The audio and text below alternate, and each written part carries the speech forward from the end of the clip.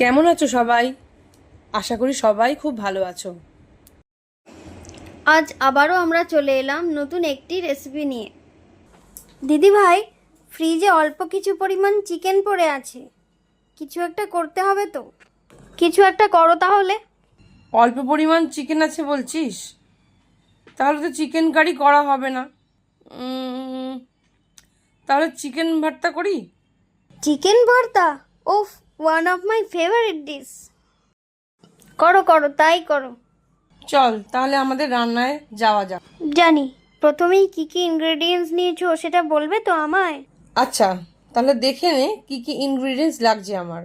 এই দেখ, কুচি করে কাটা পেঁয়াজ, মা কেটে দিয়েছে এটা আমায়। আদা রসুন কাঁচা লঙ্কার পেস্ট এটা করে নিয়েছি। দুটো বড় বড় সাইজের টমেটো পেস্ট নিয়েছি।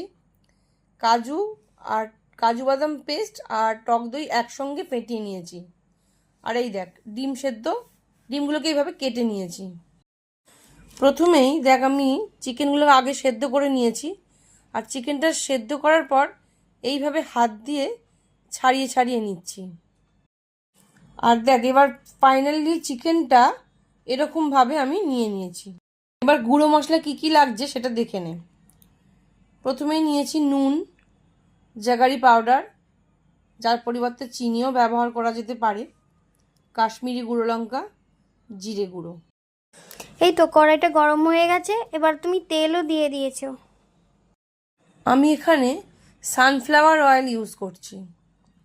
দেখ তেলটা গরম হয়ে গেছে, এবার আমি এতে পেঁয়াজ কুচি দিয়ে দিচ্ছি, আর পেঁয়াজ কুচি দিয়ে বেশ কিছুক্ষণ ভাজতে থাকবো। হ্যাঁ, পেঁয়াজটা তো বেশ কিছুক্ষণ ভাজাও হয়ে গেছে, আর বাদামি বাদামি কালারটাও এসে গেছে দেখছি। এইবারেই আমি এতে আদা রসুন কাঁচা লঙ্কার পেস্টটা দিয়ে দেব, আর ভালো করে কষে নেব। আমার 2-3 মিনিট কষা হয়েও গেছে। এবার আমি এতে টমেটো পেস্টটা অ্যাড করে দিচ্ছি। এখন আরও ভালো করে কষতে হবে।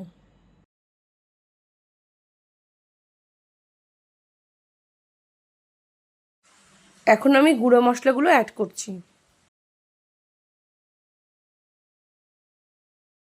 মশলা থেকে তো তেল রিলিজ করছে। এবার ঠিক এই সময় আমি চিকেনটা অ্যাড করব, আর ভালো করে চিকেনটা মিক্স করে নেব। চিকেনটা যেহেতু আগে থেকেই সেদ্ধ করা রয়েছে, তাই এই রান্নাটা করতে খুব একটা বেশি সময় আমার লাগছে না।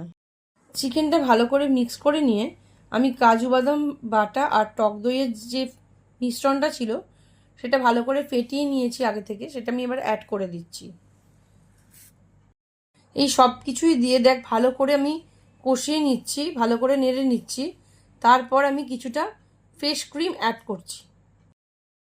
এমা, ডিম সেদ্ধগুলো তো পড়েই রইলো, ওগুলো দিয়ে কিছু করবে না? এই তো ফ্রেশ ক্রিমটা দেওয়ার পর সেটা ভালো করে একটু মিক্স করে নিচ্ছি, আর এই দেখ ডিম সেদ্ধগুলো এবার দিয়ে দিচ্ছি। আর আগে থেকে যে ড্রাই রোস্ট করা কাসুরি মেথিটা ছিল সেটা আমি হাতে ঘষে নিলাম, আর ওপর থেকে দেখ ছড়িয়ে দিচ্ছি।